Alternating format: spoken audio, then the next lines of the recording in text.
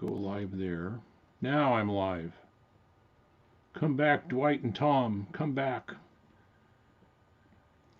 And it's not showing that I'm really live at all. Ah, Blue Hour Late Night. I am live. I am live.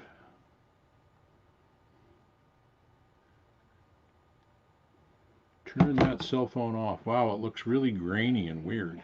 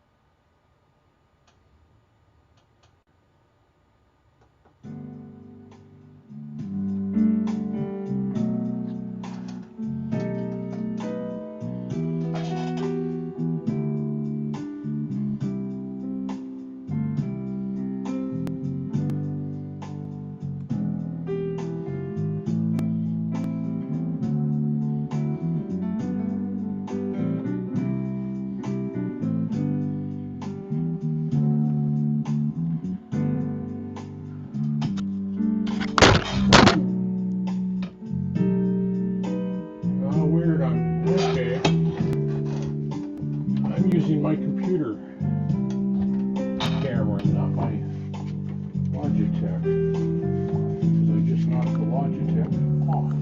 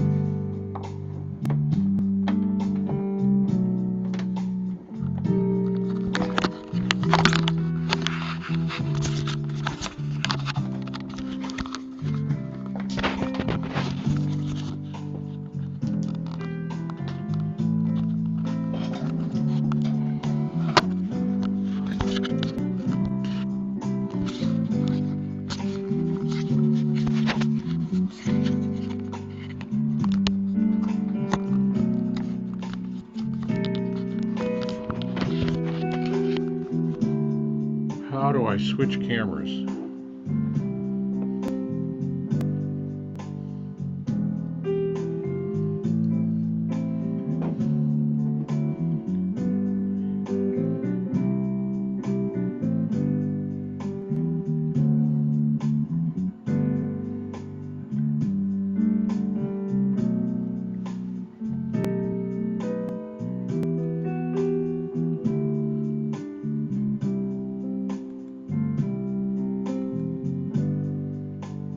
Ah, much better.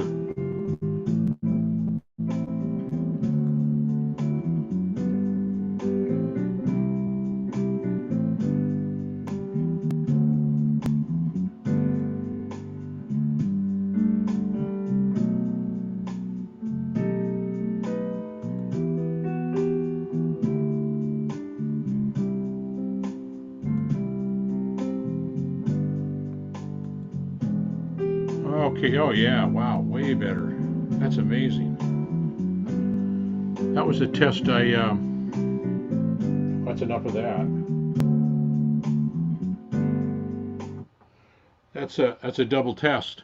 One was that backing track that I got a copyright claim on because somebody had recorded over it and put it up on CD Baby and is selling it as their own. It's a Boss backing track from the E-band. Metal Rocker, how are you? You're the first in. I had another stream earlier. I was trying to do OBS and I thought I was doing it in a private setting and it was apparently public. And I had Tom and Dwight here, but so I was just running a backing track to see if I get another copyright claim. I was just saying I did one stream where I had this backing track. If you didn't get to hear it, just kind of it's called an art soul ballad on the Boss E band. Real simple kind of chord progression. And I played over it and I got a copyright claim. So when I tracked the track down, it was on CD Baby, and it was some person who has recorded over the Boss E-band backing track and claiming it as their original material and selling it for 99 cents a track. So I got a copyright claim. So I wrote Boss and I protested the copyright claim, claiming that CD Baby didn't have the rights to the Boss backing tracks. So anyway, how are you this evening? Or this, I don't know where you're at. Maybe it's this morning, huh? We're at 10 o'clock here in Oregon, so.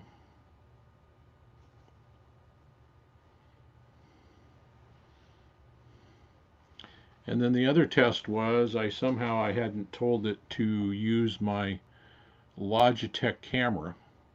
It was using my computer camera and my computer microphone. And man, that I've never seen that.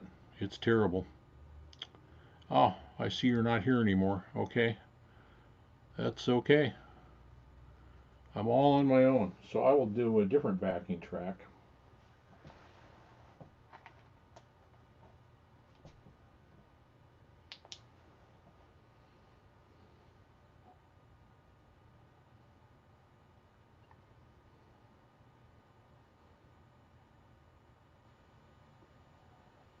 Let's see what this sounds like. Ah, 107 in the morning. Oh, you're in Lancaster. You're in Pennsylvania.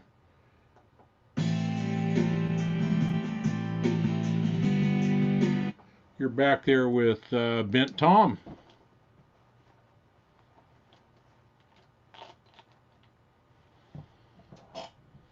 I think he's in Pennsylvania. So I tried OBS and got goofed up, and it's a nightmare to work with. Whereas StreamYard really is easy, but StreamYard's, if you play music on StreamYard, it really doesn't. It just sounds terrible. Even if you have, let's see if I do have it clicked under audio. I do. There's an disable audio processing that you click that makes it sound a pinch better, but only a pinch, in my opinion. I have no idea what I have here.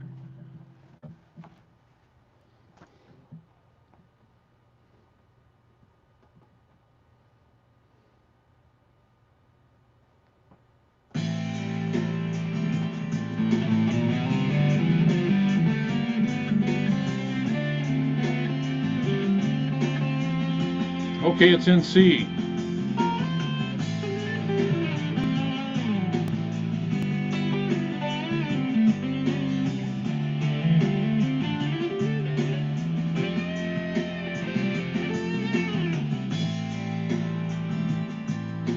And somebody else is here too, I see that.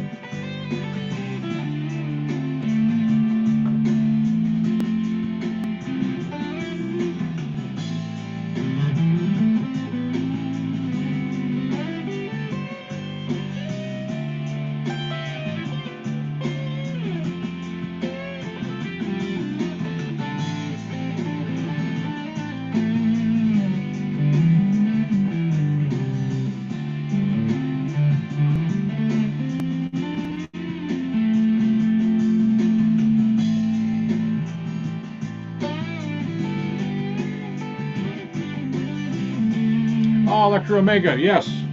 Yeah. Yeah, I'd seen you, I think, in other chats, and I thought, well, I don't remember being subbed to that guy. So I looked you up, and I always look and see if there's anything, if you've done anything ever that's interesting. And so I went ahead and subscribed. So yeah, that was good. So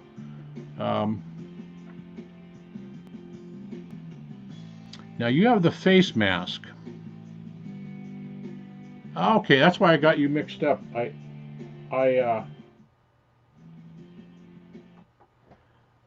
I subscribed to another fellow that subscribed to me, and and when I did the search for his name, I forgot his name, so I had to do a search.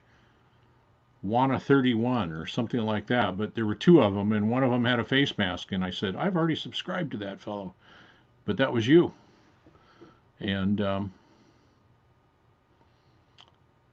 he had his icon was a Gibson SG. So once I found that, I knew that was the right one for him. So, and where are you at, Mr. Omega? Are you on the east side or the west side, or are you even in the U.S.? I guess it could be Great Britain for those people waking up at 6 in the morning.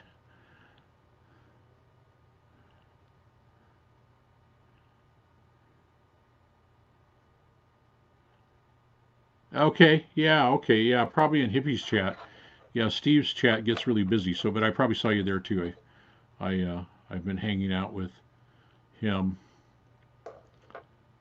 I got another quick short, a really bad video coming out at midnight West Coast time, and originally from New York. Are you glad to not be in New York right now? Of course, you may have not been from the city though. Yeah,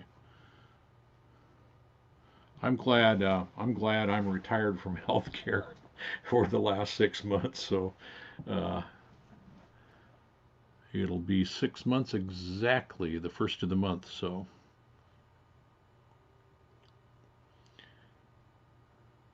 I think I dodged a bullet probably.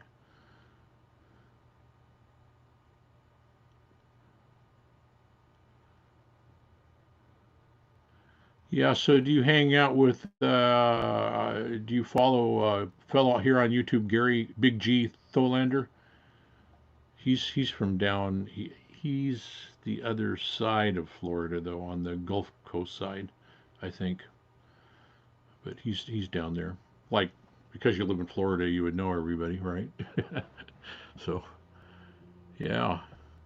So I was testing out. I was telling Rocker that I was testing out OBS, and I meant to do it as a private stream. And oh, you've been down there for 15 years. Okay, you're good. You're settled in. Yeah. Oh, you're watching the Johnny A. Interesting guitar. I mean, it's not like the real Johnny A, but for an Epiphone, it's decent, and it captures the vibe really well, even though it's all laminate. I'm not big on the whole laminate solid. I'm not convinced, even though I a lot of my guitars are hollow body jazz boxes, and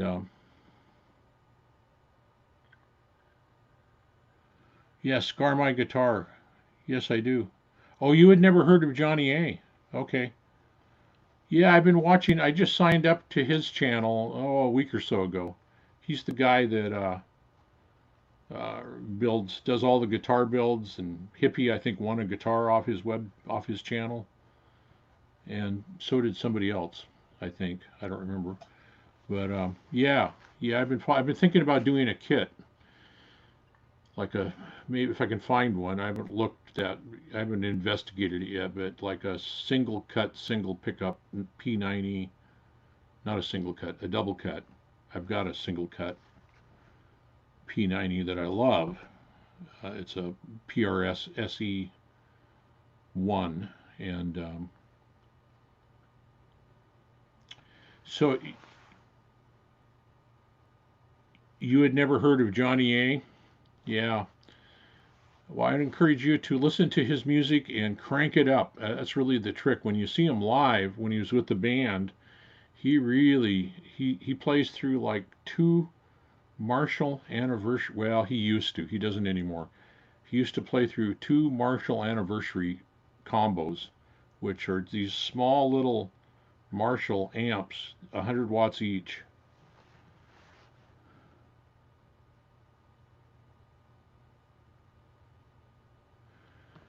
What type of you have an Epiphone hollow body? Ah, Johnny or Johnny A. Hack. Yeah, you're a Johnny A fan now. That's good to hear. I try to turn everybody on to him.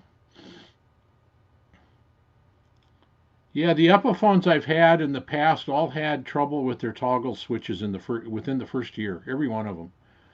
And even that Johnny A is having. Now the new ones I've heard they're putting Switchcraft three-way switches in them, so that should be a far better deal. And I have those really inexpensive Gretsch Streamliners and a 5000 series too that's like 12 years old, and I've never had any trouble at all with the three-way switches on those. So, well, one of them I'm just starting to have some trouble with it. Um, so Hack, if you like Johnny A, I got another video coming out at midnight my time here, another 2 hours, hour and a half, so hour 45. Um, on how to play a song. It's a terrible video on how to play the Bugs Henderson version of Ticket to Ride. And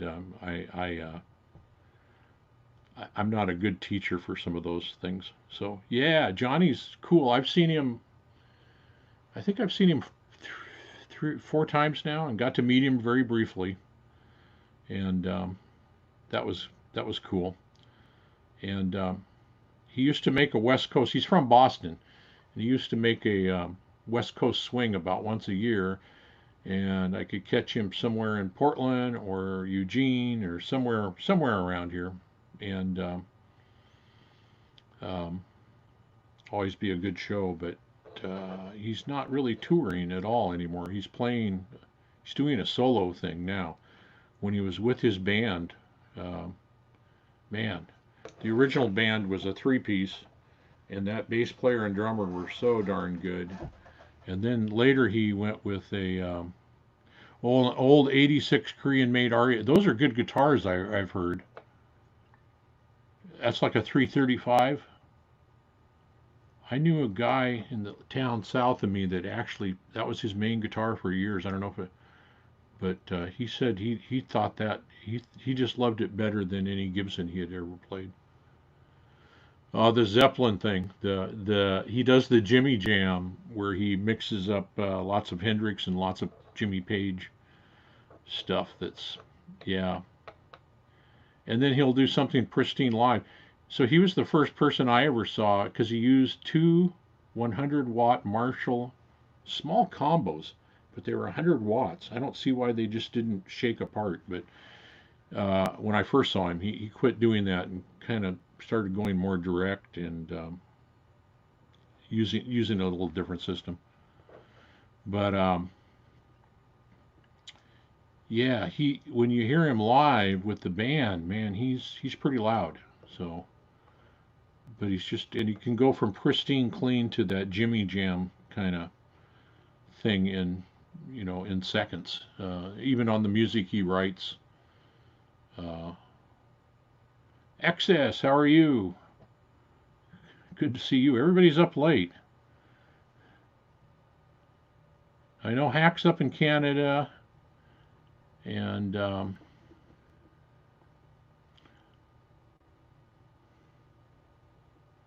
forgot who I asked earlier. Oh, Omega's in Florida. I don't know. Metal Rocker was here earlier. I don't know if I got where he was from. Where are you from, Access? Axis? Hope I'm saying that. Yeah, yeah. I'm finding I'm getting great relief from the live streams. I watched Hack earlier tonight, and that was just a really good. I thought that fellow was really interesting. And New Hampshire, man, you're up late too. I figured if I did it this late, I'd get a bunch of West Coast uh, cats, but so far I think everybody's East Side. So yeah, I did a live stream this morning, and for some reason last night I never go to bed at 10:30. I went to bed at 10:30 and woke up at like 6 or something like that, and I went live at 6:30. So Yeah, your shows are really, your guests are great, Hack. I mean, they're really informative and good. Everybody's I I think upping their games a little bit, and well, I don't want to say that. I mean, some of the other people that are lesser knowns are really interesting too.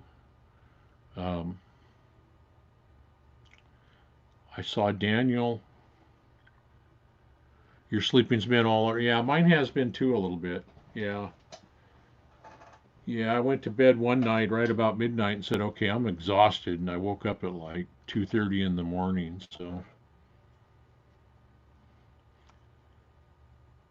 So anyway, Hack, a guy you might be interested in. I'm going to give a terrible lesson on how to play Ticket to Ride, but there's going to be a link in the bottom that takes you right to Bugs when he was actually playing up in the Portland area north of me, and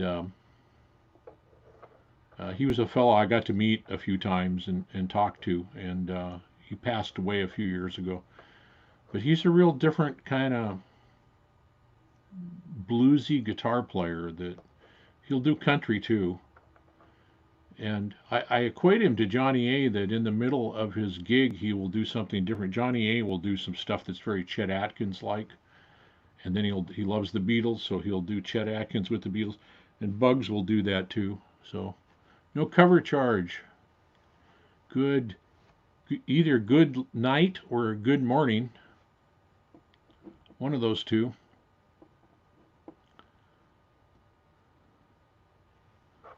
I was I went live accidentally using OBS earlier, trying to figure it out, and I told the original stream to be private, and then apparently when you get booted out and it falls apart and you go back in, it resets itself to public. So it ended up trying to go public earlier, and I've not had great luck. I did a private stream with OBS and sent it to a friend of mine, and the audio was so much better than StreamYard, but the video was all real jerky, and I said my bit rate was too low, so tonight I raised my bit rate, but I don't think I quite got there, so I had to shut it down anyway. Nice shirt, the Hawaiian shirt, yeah. Yeah, this is all you'll see me in here pretty soon, because once summer hits, I go pure Hawaiian. I love my Hawaiian shirts when I can find them. But and they got to be the right material and all that. So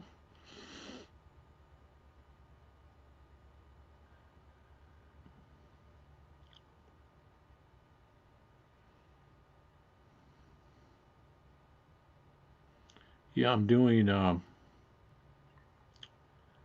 making backing tracks for my E band. I'm not having, for some reason, the volume levels are way lower than the backing tracks that come with it, and I don't. That never used to be the case. So I've obviously gone in and changed something. To the Commodores. Cool. Yeah. Yeah, Bugs would just stop in the middle of his show, and the bass player and drummer would walk off stage, and he would do about 15 minutes of like a Beatles medley in a Chet Atkins style. Yeah, yeah, that's what I do too. If I can find them all, and they're the right stuff, I will buy a couple of them. So sometimes the material's that real silky material, and I'm not real big on that.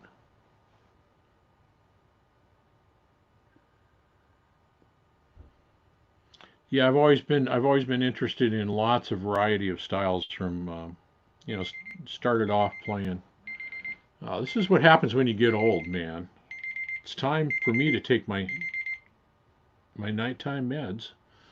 If I don't, I'll get yelled at, but I'll do it a little later. Yeah, I don't know what the material. I just go by feel, and some of that stuff is that real slick stuff that just if you do anyway. What a great discussion, huh? It gets pretty messy if it's really hot out.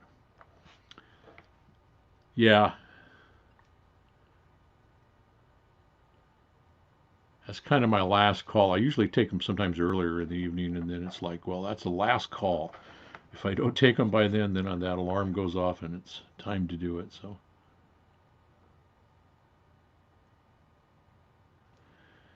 yeah, I've tried to learn. I mean, I grew up where there just wasn't any country allowed in our house at all. My dad was a real jazz guy, and but the neighbors, when we moved, when I was about 10 years old, we moved, and across the street, they were all from Oklahoma. And so, oh, morning and night. Okay. Yeah, I do. I'm a type 2 diabetic, so I take a couple times after breakfast and after dinner, usually. Try to watch what I eat. Then I have to take some other real low dose of blood pressure meds just because I'm diabetic and we want to help those kidneys last as long as they can. So, and then a cholesterol med, and that's where I'm really bad. Thank goodness they have cholesterol meds now. So uh, I try to do right, but once in a while I gotta eat some bad stuff. So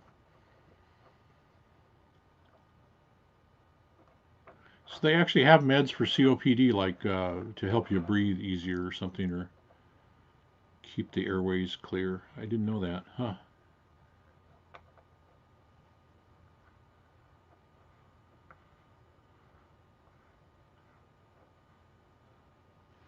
Yeah. So I was telling Metal Rocker was in the house earlier, and I was telling him that I got a copyright claim on a backing track from my Boss E band, and some guy has recorded over one of the tracks and is claiming it as his own and selling it on CD Baby as original material.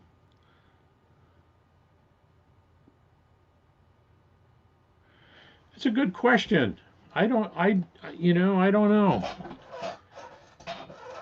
I kind of think that all our current popular music is so fragmented and split in so many different subgenres that maybe it will go away. But then I look back to when my older brothers formed a band in pre-Beatles, and there was already a lot of soul music around, and there was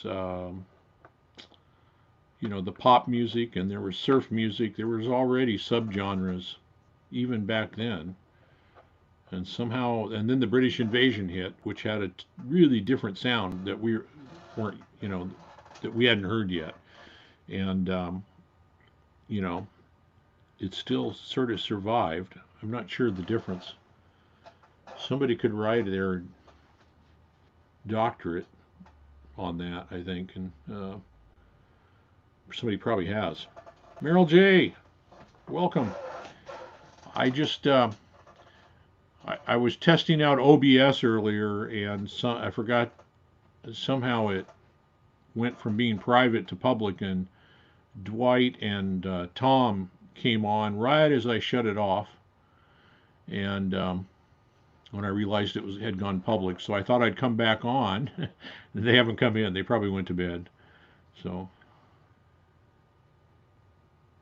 a flock of seagulls, really. I remember when they first hit the scene. I thought I was a much younger kid, but somebody corrected me and said that they had. I don't remember when they first came out, 1990 or something like that. But I remember seeing them on Merv Griffin's show, and they all had the hair thing going. And he talked to him, and we said, "Well, we didn't know quite what to think of that." But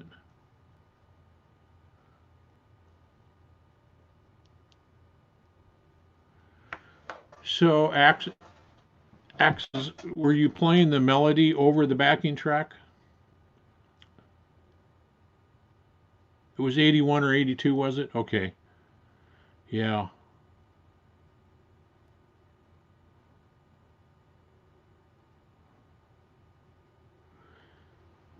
Yeah, I got hit. I did a John Prine.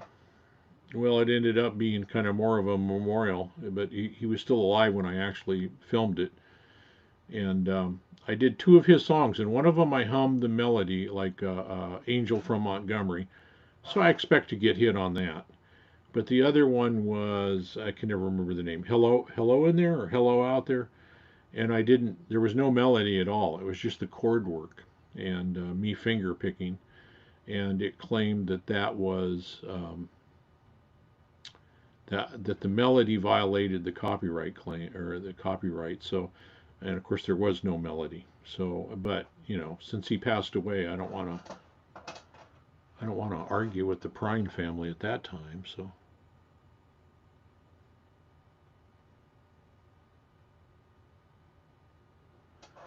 yeah. Did you see Rick Beato's video last week?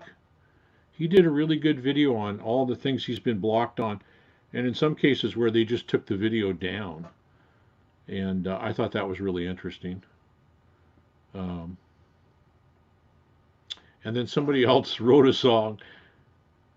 Apparently, it had been published. I guess so he must have been had that level of notoriety or skill, and so he got a copyright client claim on his own song. So I thought that was pretty good. So and that I'm not. I wouldn't. I guess I'm not surprised by that because how would the copyright algorithm know that you were the writer of that song? I've heard AC/DC just blocks everything. Yeah, yeah. And Rick Beato talked about.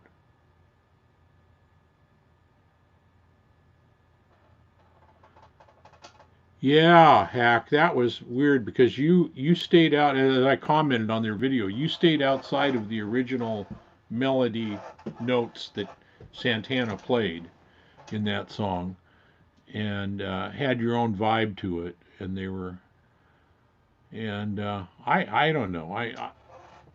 So the ones I did on the Boss, I actually what do you call it? I appealed it because CD Baby just doesn't have the right to the Boss backing tracks. I emailed Boss and let them know what people were doing, and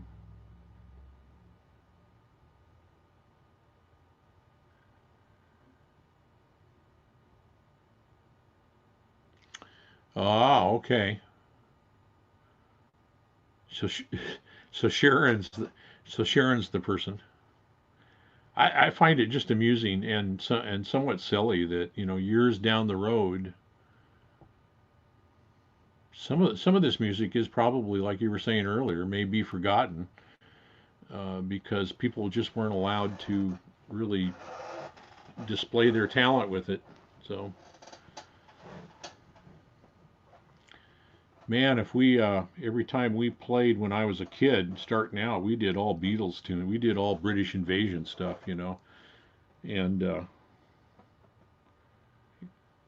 if we'd have gotten somehow nailed for doing that stuff, we'd have been in deep trouble.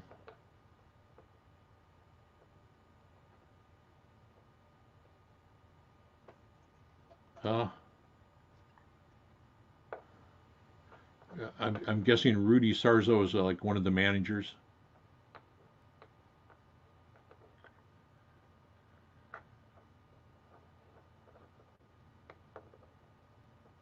Huh, interesting.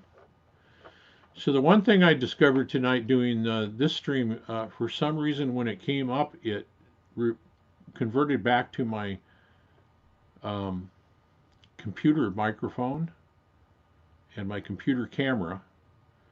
And I looked at the picture, could not figure out. And I did one other stream way back that was like that, and that must have been what happened there too. And I had no idea the picture quality was so bad on computer cameras and uh,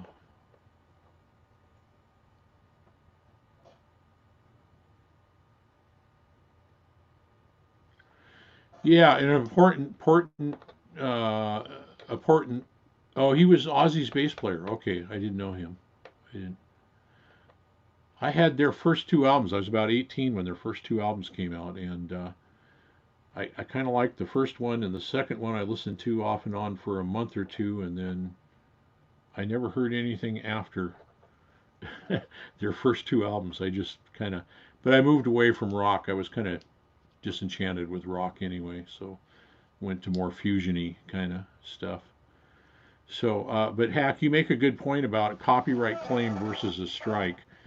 Uh, the claims have almost no meaning, really. I think they're unjust, so I have to appeal one once in a while. Um, and the strikes, I guess, are the bad deal. But I noticed on my somewhere in my studio it said number of copyright strikes, and it was zero. And whereas copyright claims, I have, well, I think I got two claims on the John Prine one, and then I had one on one of them was a blues track, just a three-chord blues track. Somebody recorded over it, put it on CD Baby, and is selling it and claiming it as their own. So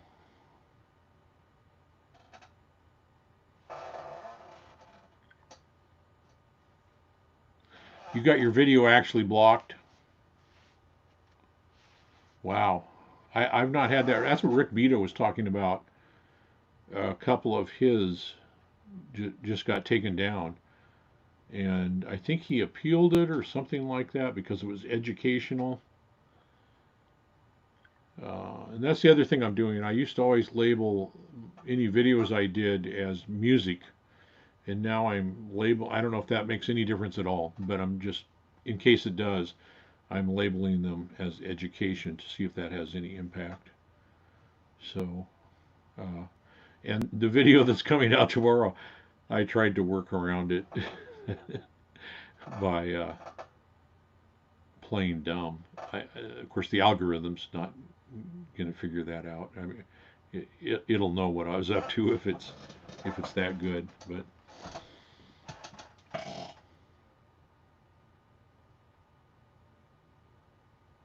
you actually got blocked for a Cars tune. Wow. Huh.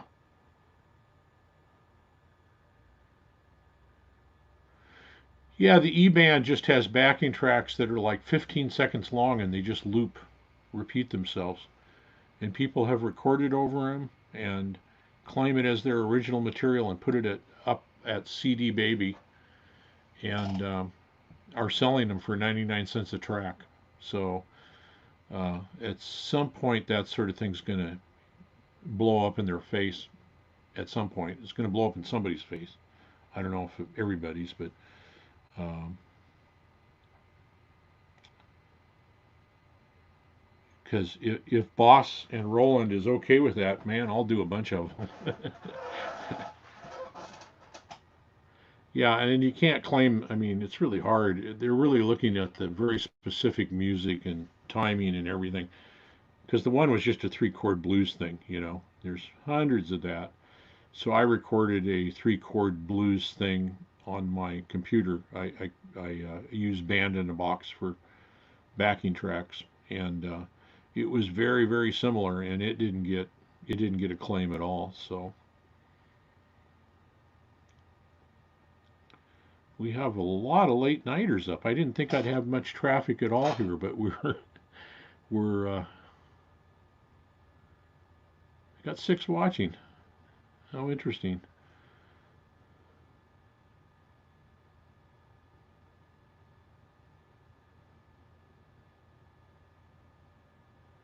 Yeah, well, like I said, that one John Prine one that I had no melody. I didn't do any melody on it. It was just the chords.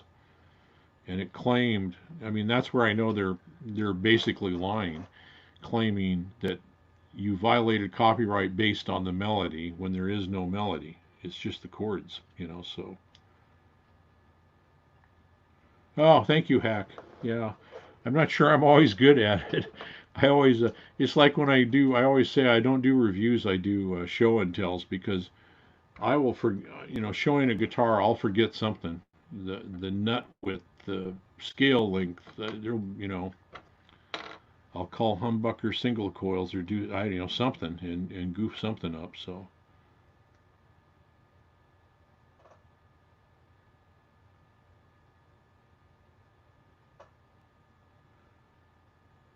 oh, cool. Axis, your bucket list, yeah, is that's cool.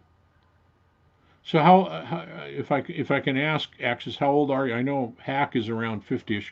How old are you? Are you you said something about playing 30 years? Yeah, Hack, I had one that um, I got done with the stream and went into the studio and looked at it and said, "No go. You got to claim."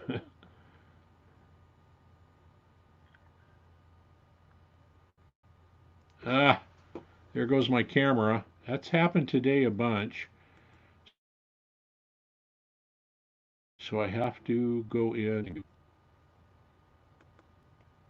What do I have to do? Start camera. There we go. For some reason, my camera is blanking out here. Oh, you're 52. You're just a kid. You're a kid. Yeah, yeah. That's cool that you're feeling like your bucket list is fulfilled pretty much. I uh, I was always going to do videos on YouTube. I just thought it looked like a fun thing to do. I used to work. I used to volunteer at public access TV. Like when you see Wayne and Garth, that's kind of real. There are people that do shows like that, but we did every type of show: city council, county council, all that stuff. Oh, you're terminal. I'm so sorry to hear that. I'm so sorry to hear that. Well, hang in there and do what you can do.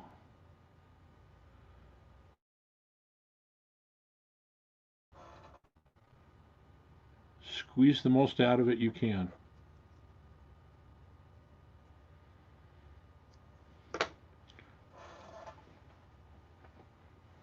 Yeah, I was born in 52.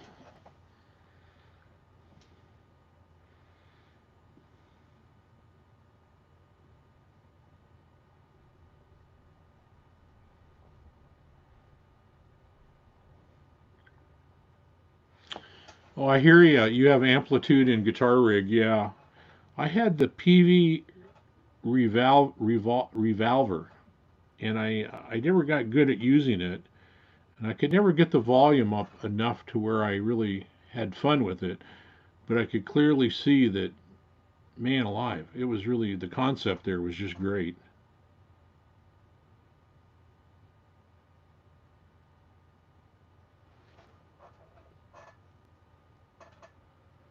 Yeah, I think that's a worthy goal. Keep on keeping on, and I think that's true for all of us.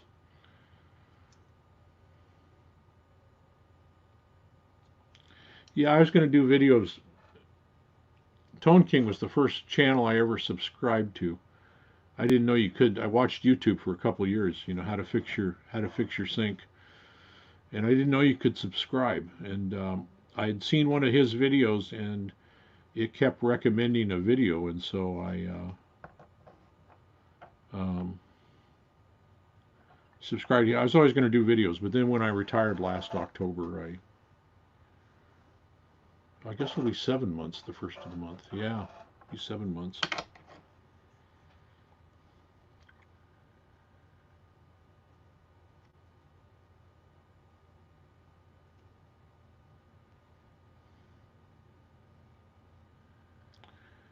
Yeah,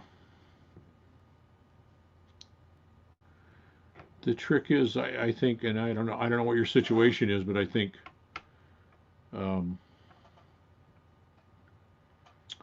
to try to stay as healthy as you can for as long as you can. That's one of uh, the real tricks. I had a friend with a fatal genetic illness, brain disease, and the trick was as long as he kept really active and trying to do as much working out as he could do and eating healthy, it wouldn't stop the progression, but he would have a better quality of life, and I think that worked out pretty well. Two gold tops. Wow.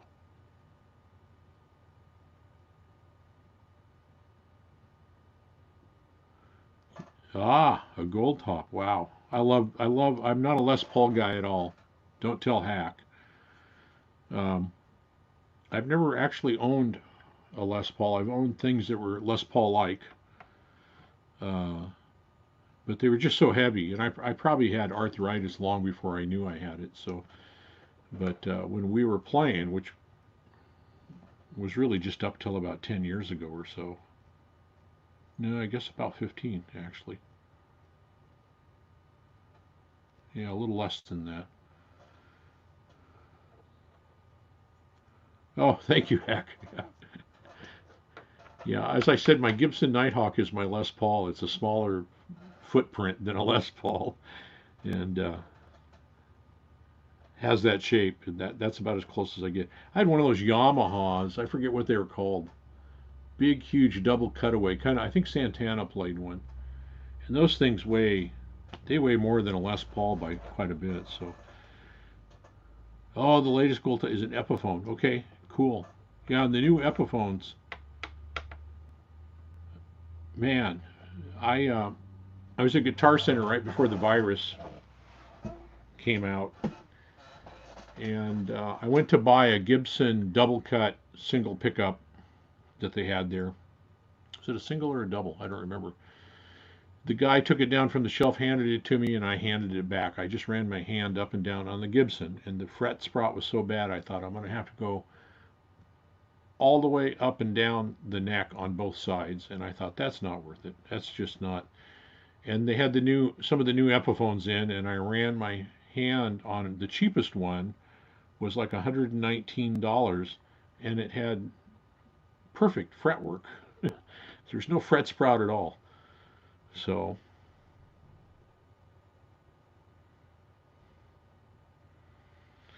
yeah, I'm I think it just depends what Gibson you buy, and my Nighthawk, even though it's not a Les Paul, I bought it used in brand new. It was like new condition. For, I think I paid 700, 7 and a quarter. I don't remember. Um, versus my Explorer, which was I don't remember what I paid for it. It was around $1,500, give or take 100. And I mean it plays great, but it's heavy. Yeah, you would think for the amount they're trying to charge that. Oh man, you have an LGO. That's the real small-bodied one. I had an Epiphone version of that years ago. That went bad on me pretty quick, but I always wanted. Yeah, it's the real small body. I heard a bluesy guy who was on a blues. I wasn't on the blues crew, but he had recorded live from a blues crew, and I had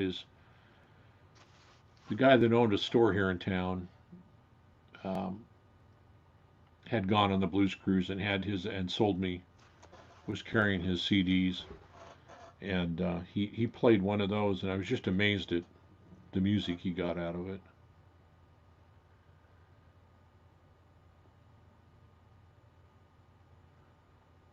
Oh, an Electra. I do vaguely remember that. Yeah.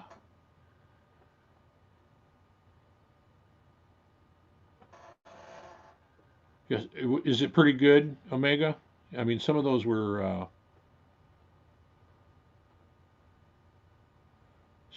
really, really well done. It's not tiny, but it's a smaller acoustic. Yeah. I had a Fernandez, and I think it was the lawsuit. I think supposedly there was something that was they were about to get sued, or it was a Strat. Played great, and I traded it straight across for that Yamaha.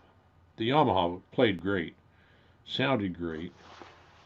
Double cutaway, like it wanted to be a double cutaway Les Paul, but it was,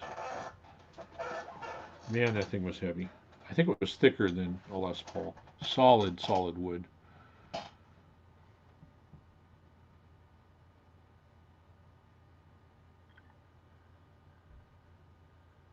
Was a Univox, yeah.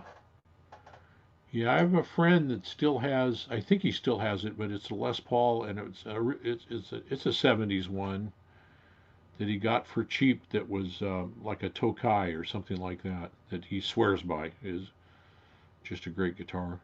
Now I don't play standing up. I guess I could have a Les Paul as long as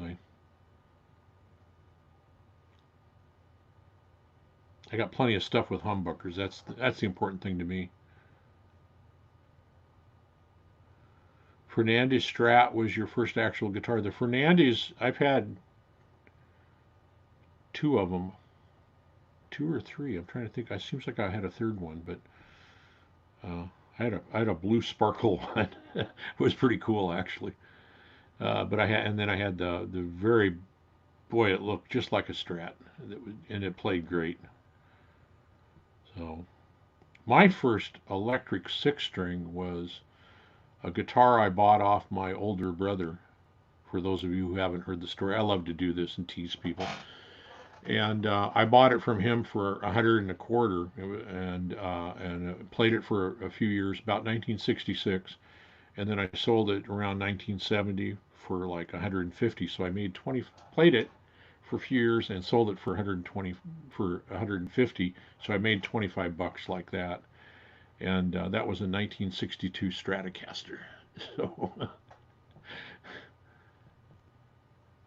my first actual guitar was a bass guitar. It was a Framus. We hear a lot about Framus now, but they almost went out of business. The guy that owns it now, his dad was the one who started it, and they made bass guitars and six strings. And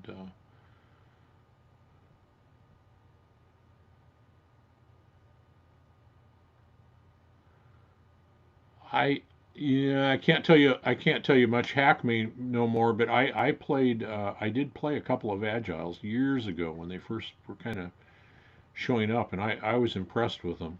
But who knows? It's been a while. The Teisco Del Rey. Oh, I didn't know Eddie started off on one of those. Really, I did not know that. See, my Lost Rock years start about 1975 till about 1995.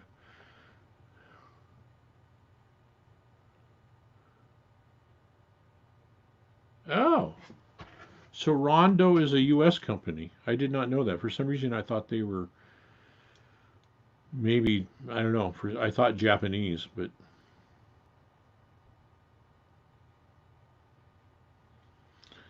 yeah, some number from a Sears catalog with a speaker built into it. That sounds like something Silvertone would do. Those old guitars from the Sears, now they're all worth, now you can buy one used for $1,200. You know?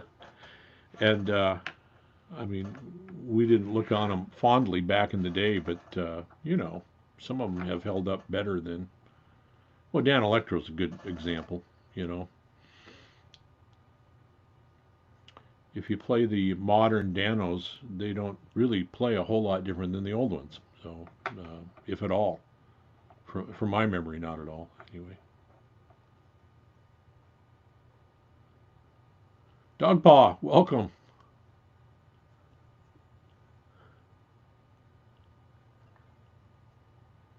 I'll be darned, I did not know that. In Claremont, New Hampshire. Yeah, I thought they were.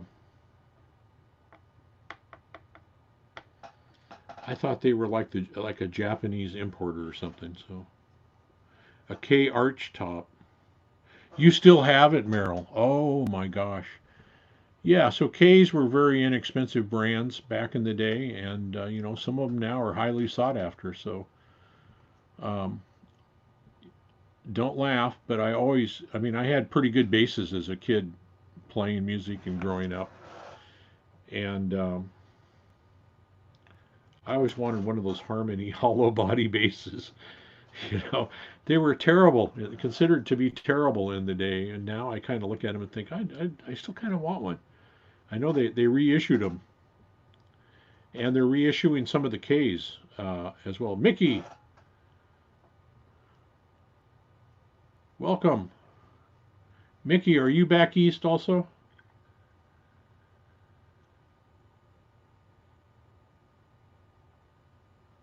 Midwest? I can't remember. I always ask people that. I have some fascination with where people are from, and I'm amazed. I'm amazed at the internet. You know, it must be like my dad must have felt when he first discovered when he had his first TV or something. You know, it's about 2 a.m. Yeah, it's about 11 a.m. here. Access.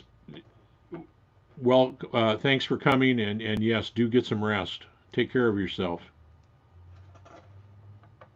Keep on keeping on.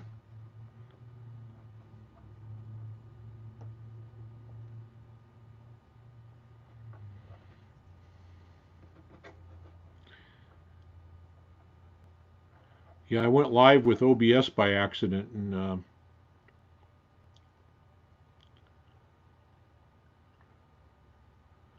Tom and Dwight showed up. I didn't know I was live. And so I ended up shutting it down. I thought, well, I'm just going to go back on with StreamYard and see if they're interested in coming back in. So, little K parlor. Yeah, K's and Harmonies. Oh, you're West Coast. Oh, okay. For some reason, I thought you were back east somewhere. Yeah. I'm up in Oregon.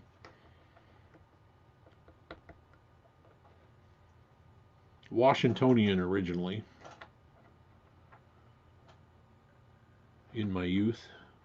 Yeah, so I mean, I think there were those kind of like Silvertones and guitars. Well, Silvertones maybe actually were cut above, but the Airlines, some of those, and then maybe I don't know, almost a next step up might have been Harmony and K, I think, and then another step up above that would be maybe some Kalamazoo stuff. Oh, okay, you're down in Eureka. Okay, that's right. All the cool kids are here. We're a select group.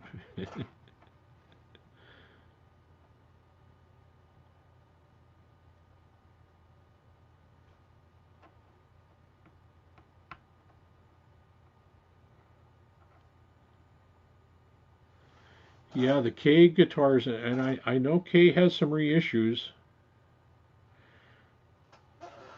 Framus actually released a reissue, not of my bass that I bought when I was a kid, but of the six string guitar version of the bass, and a few years back.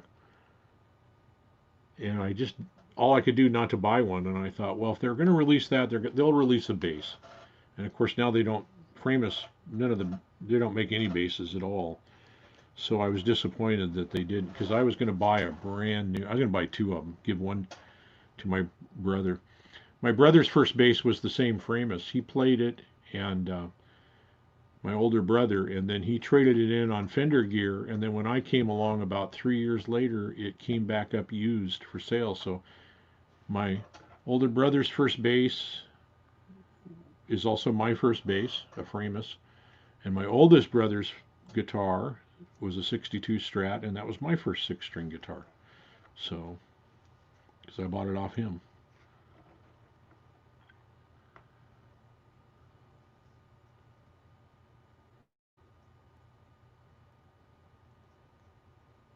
Yeah, I've been down there. Yeah, it's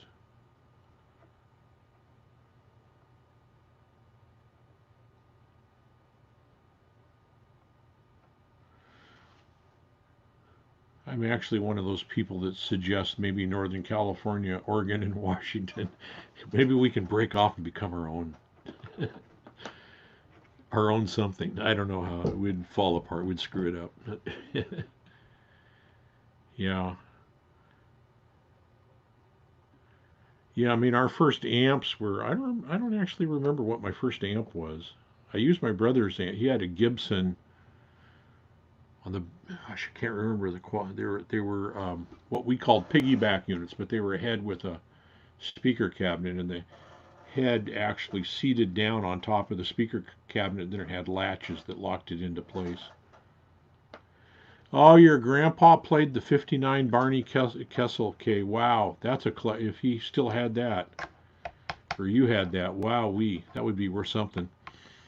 Barney is said to have absolutely hated it.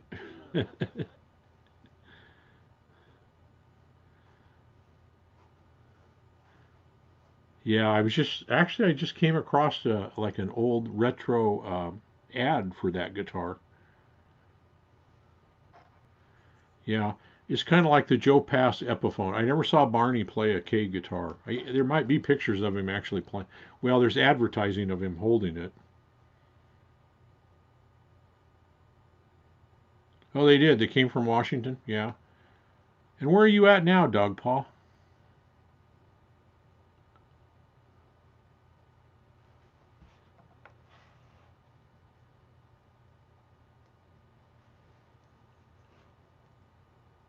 You're not. Are you? Are I, I'm thinking you're not West Coast either. I'm thinking you're back east somewhere. But I could be wrong. I always get everybody to tell me where they're from, then I can't remember. So yeah, I did my first growing up until I don't know what it was, third grade, something like that. Second grade? I don't. No, it was yeah, second grade when we moved to Oregon. But we lived on both sides. From my folks lived in they went from Spokane to Walla Walla to Kennewick back to Walla Walla to Kelso. They were all over the place, and then we came down and settled in Salem. So oh, you're east of Dallas. Okay.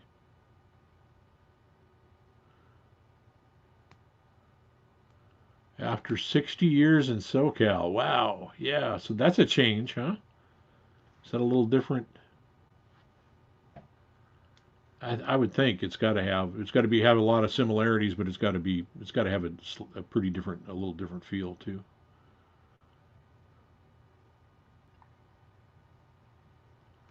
Yeah, I look back at all the old guitars. I used to have a ES 125 and an ES 150, and I think I paid on the 125. I might have paid 750 for it, and the 150 850. And I got rid of them because I thought I don't know how to take care of these, and what if something goes wrong, and what do I do then? And they'd had repairs already on the bodies, but um,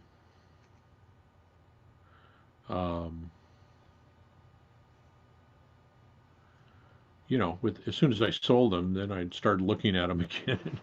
I could find one for 1,000, either one of them, and now the 150s are up around. Well, it depends on the condition, but 1,500 to 2,000, and I thought, man, I should have bought 10 of them.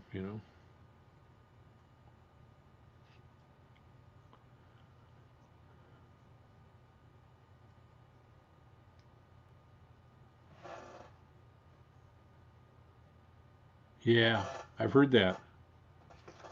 Yeah,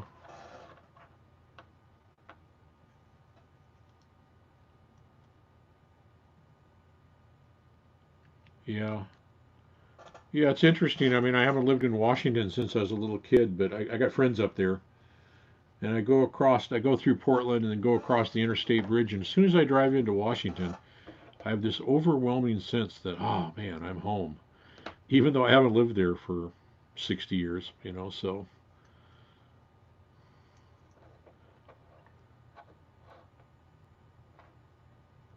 Camarillo is further, is that down more? It's not the Bay, is that Bay Area or further south?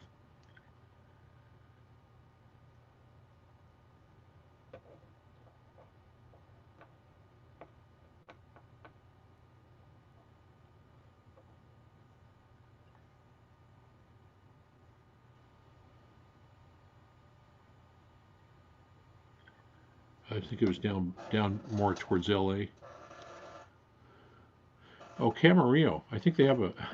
I, now I'm telling you about I think they have a state hospital down there. Maybe. Seems like I worked at the state hospital here in Oregon for years. Ventura. Okay. Yeah. Yeah. On down. Yeah. Anyway, I worked with somebody who had worked at Camarillo State Hospital. I think. I don't know. Maybe I'm remembering that wrong.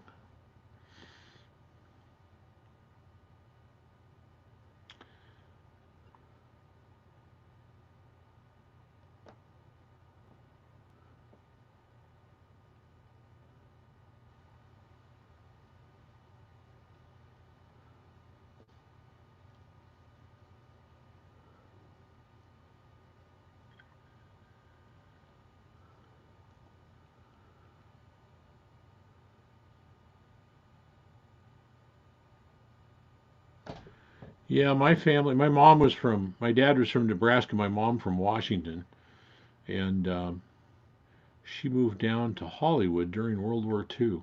I don't know if that was to be, if she knew my dad already or wanted to be down there so she could be closer while he was in training for World War II or what. But her and her sisters moved down there, and so that's where they got married, and that's where my oldest brother had been born.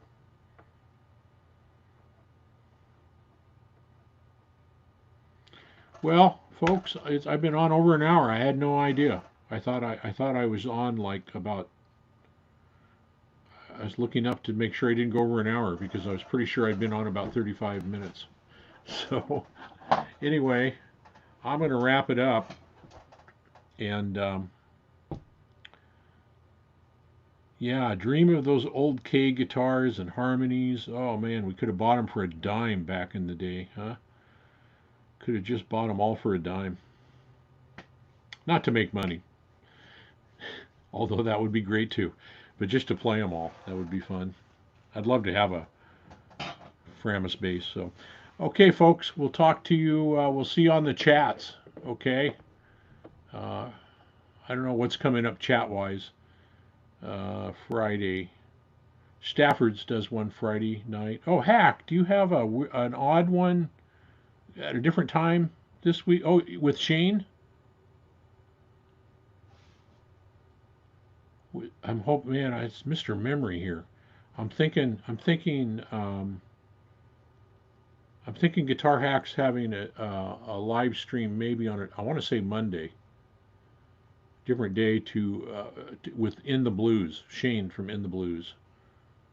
Or I'm completely misthinking that. Monday with Shane. Okay. Okay. Sounds good. I will be there. I watch him a lot too. So 9 p.m. Eastern. So, okay, 6 p.m. my time. Okay. Sounds good. A live concert Saturday night?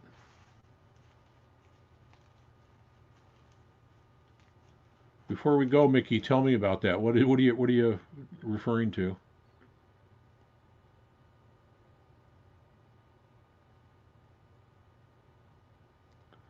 Oh, Neptune's Net south of there. Okay, that's a restaurant.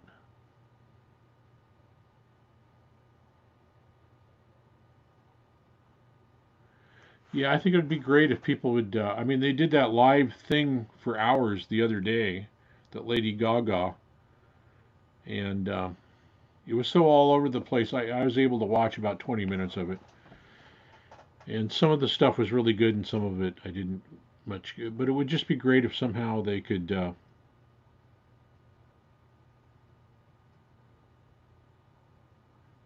Huh? Okay. Yeah, it would be cool if somehow somebody could just do a live concert and do a live stream. You know, a whole concert or something. That would be kind of cool. That would be neat. Okay, folks, we'll see you probably tomorrow or whenever we see you on the chats or in the live streams, and we'll go from there. Thanks for coming out and hanging out. I thought I'd just say hi. Talk to you later. Night.